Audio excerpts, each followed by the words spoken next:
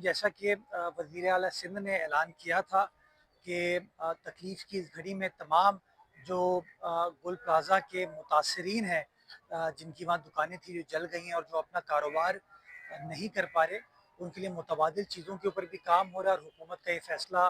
किया जा चुका है कि हम एक नई इमारत तामीर करेंगे जिसमें उतनी ही दुकानें